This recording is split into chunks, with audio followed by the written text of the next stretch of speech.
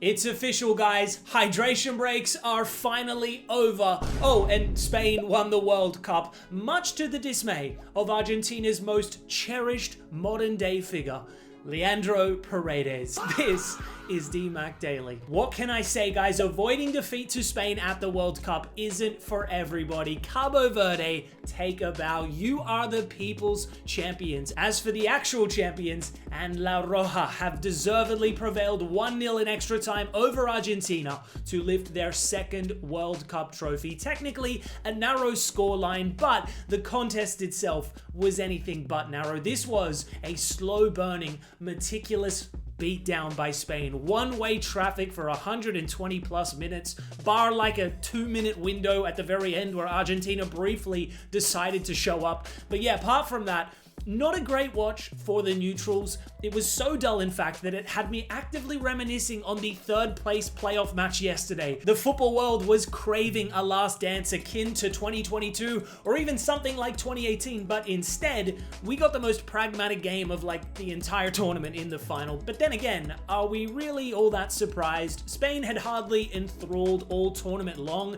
They've just methodically dispatched of everyone in their path except the almighty Cabo Verde, of course. But following that result, it remained business as usual. They topped their group, breezed past Austria before taking out 3 European giants in Portugal, Belgium, and then France, seemingly growing in stature with every match day, whilst Argentina's path was very different to Spain's in that on paper they had the much easier knockout stage opponents, yet battled their way to the final, surviving Cabo Verde before a miraculous comeback via Egypt, overcoming Switzerland in extra time before another epic comeback against the English. Yes, they would come into the final as the #1 ranked team in the world, but they were always going to be the underdog side in this matchup. After all, Spain's squad was over 400 million euros more valuable than the Argentines, and unlike their South American opponents who relied heavily on their superstar Messi to carry them, Spain's magic was shared all across the pitch, all throughout the squad. It's their teamwork and tactical discipline. It's the lack of reliance on individuals that made them such a daunting opponent to face. Onto the match itself, and I will say I was slightly surprised with some of Scaloni's decisions, dropping Paredes for Gonzalez and De Paul for Simeone in midfield alongside Montiel starting over Molina at right back. I anticipated that Scaloni was going to try and load up the midfield in an attempt to limit the Spanish trio's influence, but they instead set up in a 4-4-2 looking to absorb pressure with their intent of causing problems on the counter. And from kickoff, this match went exactly as expected. Spain dominated the proceedings. Yamal spurned a great opportunity early on. Oyarzabal then tested Martinez. Argentina would utilize their overt aggression to try and rattle their opponents, including quite a few late tackles, which understandably has rubbed a lot of people the wrong way all tournament. Yet it's that kind of, let's just say, physicality that had got them to back-to-back World Cup finals. However, Argentina and Scaloni had a big problem today because in neither of their previous World Cup campaigns had they faced a team of Spain's technical prowess and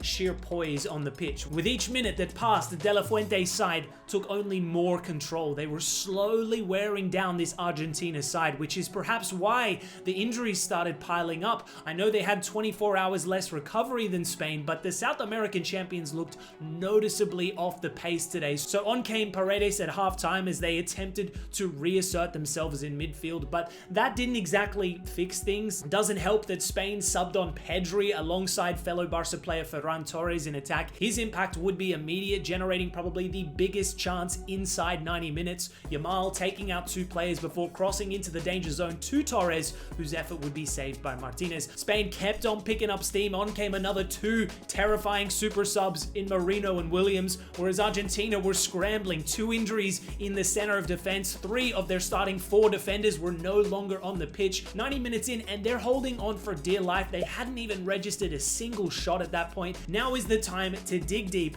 and try to somehow see this game out. But in the 92nd minute, Enzo Fernandez, who was already on a yellow card at this point, decides to send Kubasi into orbit. One of the most mind-numbingly stupid fouls I've ever seen to be shown a second yellow. Hilarious that old mate thought VAR would somehow save him there. Pretty low from Messi too, just quietly trying to get Cucurella sent off. You know I love Messi, but that was nasty work right there. Down a man in the dying embers, Argentina barely survived. Martinez coming up with another save late on, denying Yamal. So full time, 0-0. onto extra time we go.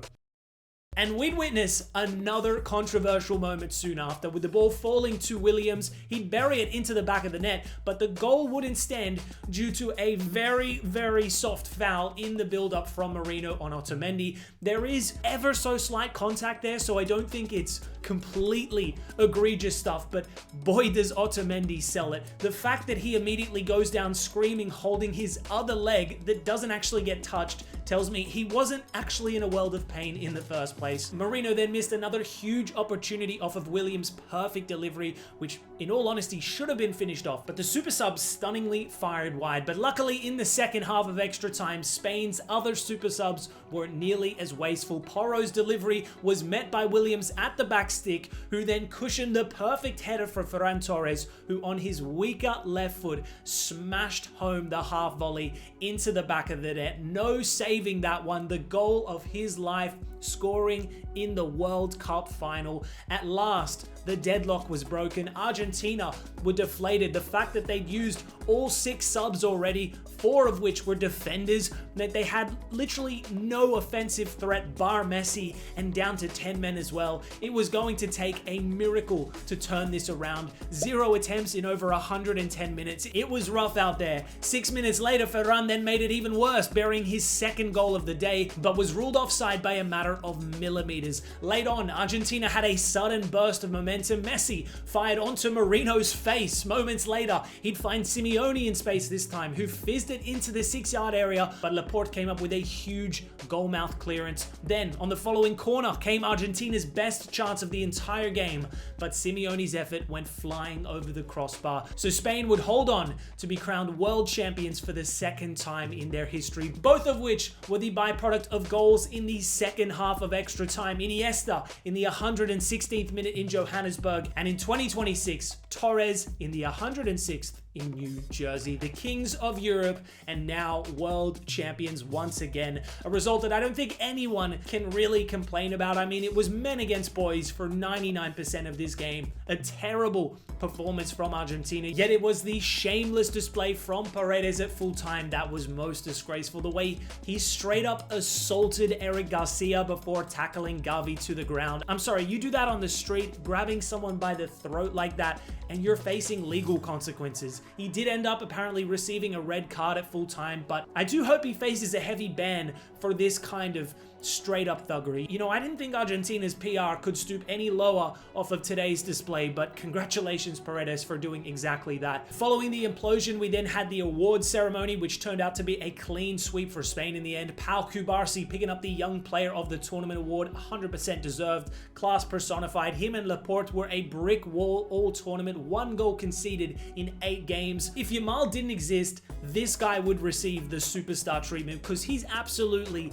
a generational talent too. His defensive fundamentals are world class. His passing range and composure is pure La Masia excellence. Meanwhile, Unai Simon picked up the Golden Glove, again fully deserved. Can you imagine the pressure this lad faced? He's the one benching 2 world-class keepers, but De La Fuente entrusted him like he did at the Euros, and it's resulted in another more or less flawless showing. Then came the Golden Ball Award with Rodri recognized. Now, I personally would have leaned more in Messi's direction, considering that at 39, he racked up 12 goal contributions in 8 games, carrying a pretty average Argentina team into the World Cup final. Like, I don't say this to discredit Rodri's influence. This guy is just unbelievable. Bossed every game in the middle, particularly against the big teams. He showed his world-class levels. I just thought Spain collectively were brilliant, whereas Messi individually was insane. And the Golden Ball is an individual honor, but then again, Rodri individually was heroic too. So he'd also go on to lift the World Cup as captain moments later.